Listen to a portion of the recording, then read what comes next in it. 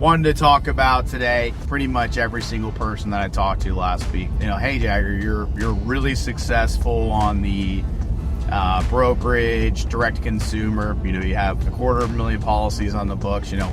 Why do you want to be an FMO?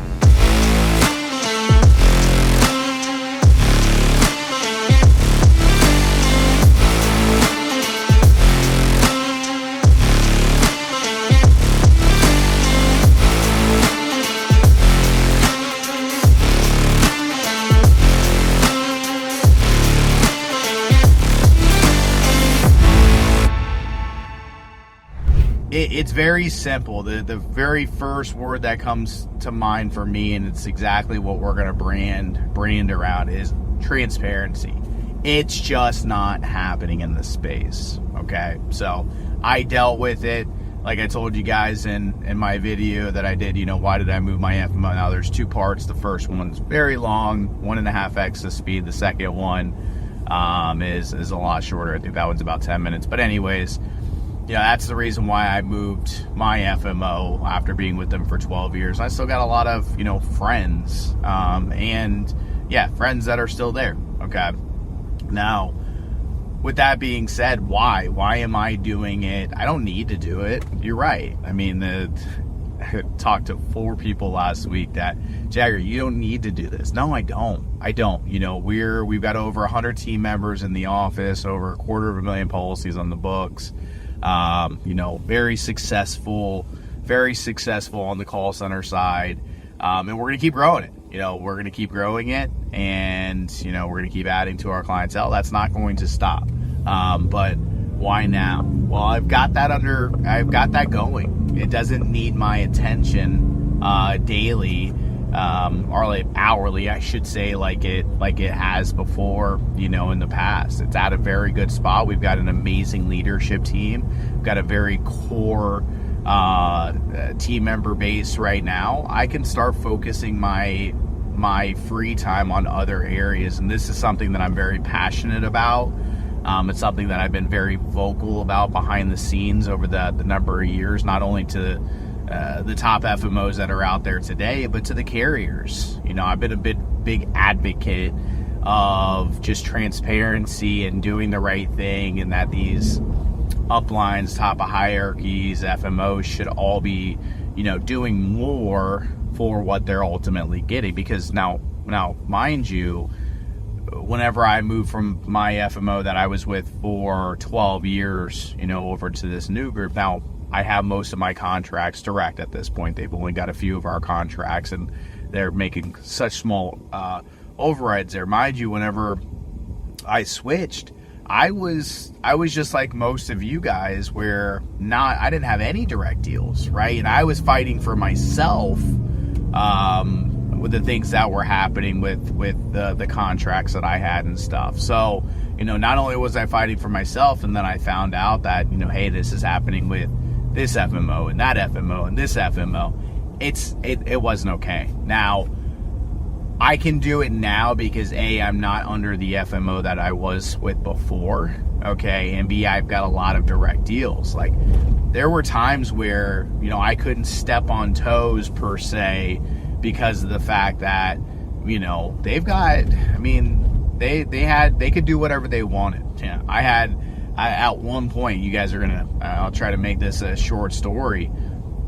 This is years back, probably 4 or 5 years ago. And this was before, the releases were like, and this is before I had my upfront release, okay, from this FMO at that time. And they pretty much said, hey, listen, I went to them, I was negotiating a contract, they wouldn't give me the higher deal, they held over my head. They said, okay, well, you know what, we'll release you, because there was a 6-month, at that point, that giving carrier or carriers had the 6-month open release rule, where you could wait your 6 months and go ahead and move hierarchies. So I went to that FMO and said, hey, I want my release.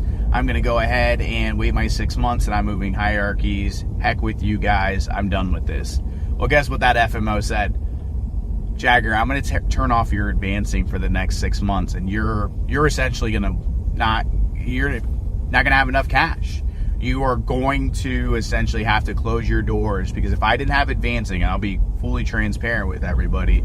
If I don't have advancing with my carriers right on the med sub side, now MA is what it is on that side of it, but on the med sub side, we could float for a little while, but not for long. The advancing is a very big deal to us, and it's a partnership, with us and the carriers. But that FMO, listen to that. Listen to what I just said. They said, hey, if you move your contracts and you initiate your release, I am going to turn off your advancing for those given carriers. And it's pretty much, they said it without saying it. You're not going to have the cash to survive. So I had to go back to the drawing board at that point. And I had those conversations with the carriers, and I actually did a blast out to all the carriers with that information.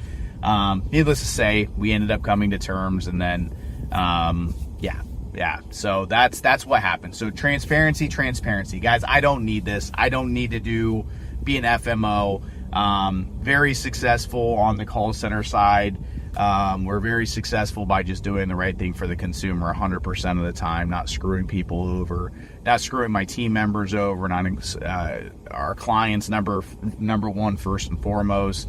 Our agents, our internal team members, employees, and then our carrier partners. Just do it right 100% of the time. So I don't need to do this, guys, but I want to do it. I want to do it because of the fact that there's many groups that were just like me, that a lot of people just don't know what they don't know either. I know it just because of the fact that I was involved. Keep in mind, I worked on the B2B side of it as an actual marketer for 4 years prior to me starting my own company. So I know the B2B side of it just as well as I know B2C far more now, just because of the fact that I've been doing it far longer. But I knew that side of it very, very well. And yeah, have things changed and evolved? Absolutely, they have. But at the end of the day, I know that side of it very well. Okay, so guys, that's the reason why. It's the reason why I want to get into the FMO upline space. I don't agree that most of the FMOs that are out there, you get, I agree that you only get, and this is a lot of posts that I see on, these groups that are out there, is, I'm only getting contracts. I'm not getting any kind of sales training. I'm not getting anything from my FMO. Well, you're wrong there. You are getting a lot from your FMO, right? They deserve those contracts, number one, right? They had to work hard for many years to get those contracts. This person's going like 30 miles an hour. That's 45. But you are getting a lot from them that you just, you're not thinking about. You're getting access to quoting tools for the most part. A lot of technology, right?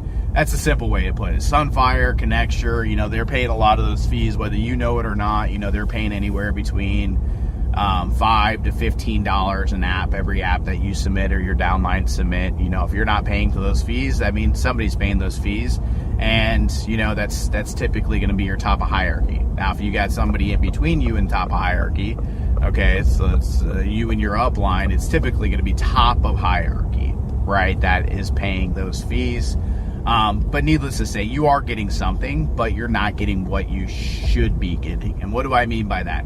As you guys should be getting sales training. You should be getting compliance training. You should be getting, hey, if you need to get a question on how to recruit good downline LOA agents, they should be able to give you a white glove service on, hey, this is exactly how to do it, right? Hey, I'm going to hire somebody in compliance. They should be able to tell you exactly what you need to look for when you're hiring somebody in compliance. Hey, I want to run a Facebook ad or our Google search lead. They should be able to give you that information or help you, give you that information. And I'd say for 90% of the FMOs that are out there, doesn't happen. Okay. Now, there are a lot of FMOs that are starting to come about, or that have been, out there for 2 to 3 years. I've seen a few that are out there a little longer than that are giving some of that substance. And kudos to those groups. Great job. That's exactly what's needed in the space.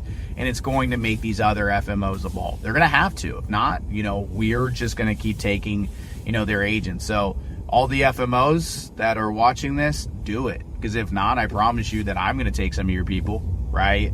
I'm going to take some of your good agents as well. I don't want to work with the the cruddy agents that are out there. And what I mean by cruddy agents, that aren't doing business the right way. That's pretty simple. I'm not going to work with an agent or an agency that does not do business the right way. Simple enough. I'll take all your good people, okay?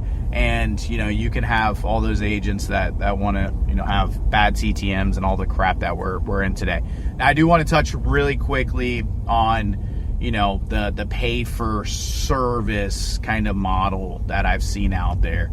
Hey, come take contracts underneath us. And, and by the way, if you want to get access to our e-learning platform or our marketing platform or, whatever else, pay us a one-time fee and then a monthly subscription, fee after that.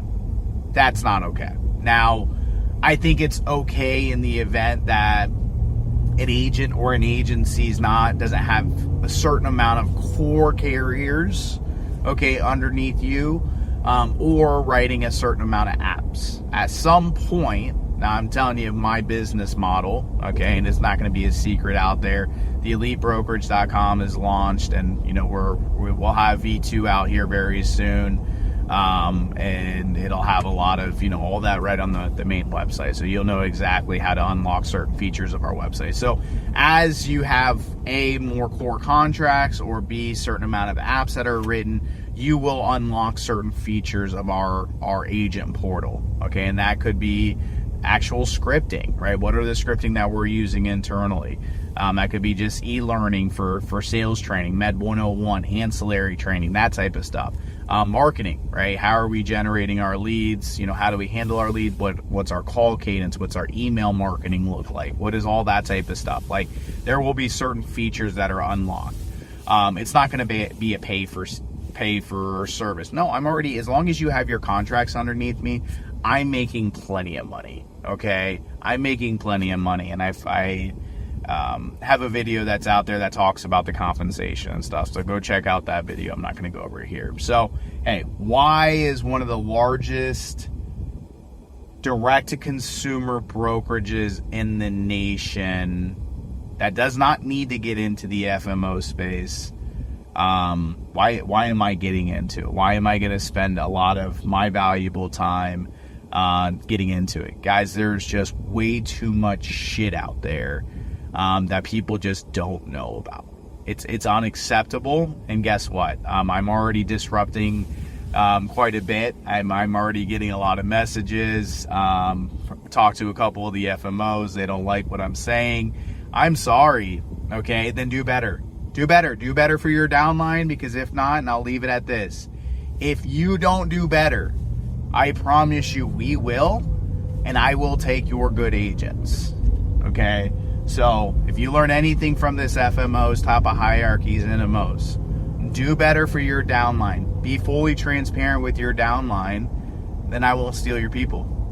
Okay, if you don't do that, guess what? I'm more than happy to give them another home. Okay, and I will make sure that I do right by them 100% of the time, just like we do for our clients and our team members internally. All right, well, hey guys, shoot me a message, whether it be on Facebook or via YouTube, or send me an email, jash@teameip.com. Better way to get a hold of me and the team is brokerage@teameip.com.